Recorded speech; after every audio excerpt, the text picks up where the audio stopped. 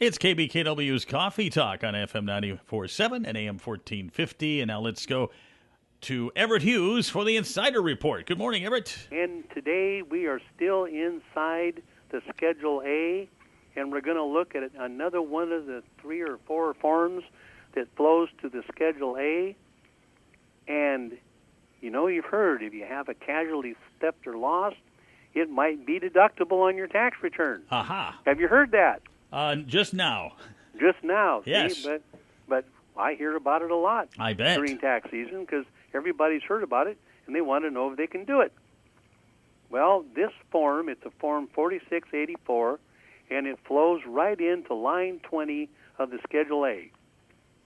It's the casualty theft worksheet, and there's 2 different kinds of casualty losses. One is business, which is pretty much 100%, and the other one is reduced by 10% of your adjusted gross income, minus another $100, and here's what you have to do on the Form 4684. You have to start with a description of the casualty or theft. You have to put in when the theft or casualty started. Then you have to tell what kind of property was it. Was it personal or business? Employment or income-producing property. You have to check that.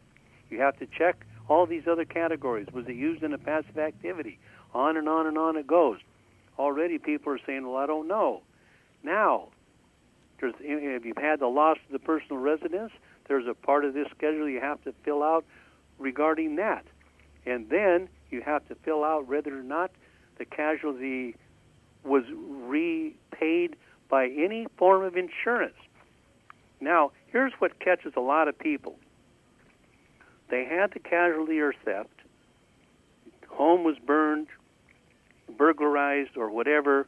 They had a $20,000 loss, and they want to write off the $20,000 loss. But as you're going through this form and schedules, you find out that, well, wait a minute. The insurance company reimbursed them $25,000. Well, guess what?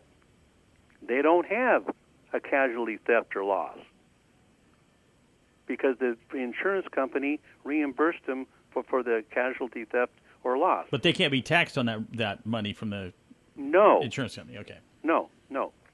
You know, but they certainly don't get any additional loss. Mm-hmm.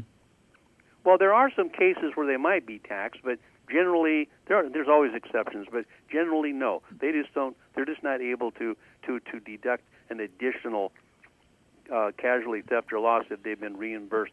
Do you have to have a police report too with it? Well, you know what? You're right, and you've got to put the date down on that, and you have to have all of these things done to be able to deduct this casualty theft or loss. You've got to have the date you bought it, the cost of it, the fair market value before the event, the fair market value after the event. Was it a total loss, yes or no? If it's a personal use, was it a collectible, yes or no? And then all of these different things you have to check. And, you know, it's really true. If you've had a casualty theft or loss, I don't think you want to do it on TurboTax. No, not. I don't think so either.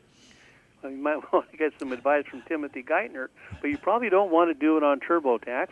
You probably want to call whoever your tax accountant is and go through the scenario with them, sit down with them, have a chat. They can get the form out and go through the form with you to see if you really do have a valid casualty theft or loss. And is it up to you, I mean, the person that's getting their taxes done, to get all the police information as well? Oh, it certainly is. I mean, I guess they could pay us to do it, but they wouldn't want to. Gotcha. I mean, oh yeah, and you have to have this list of stuff. And I've done these before, and you know, the last time I've done them, we had to sit down and go through the schedule with the taxpayer just so they could go out and do everything that was needed in order to even fill out the form Gotcha. with all the required information. Well, we're out of time, so if you want some more information, you just call Everett at 533-4131, and don't forget that website, EverettHughes.com. We'll talk to you next Wednesday. You shall.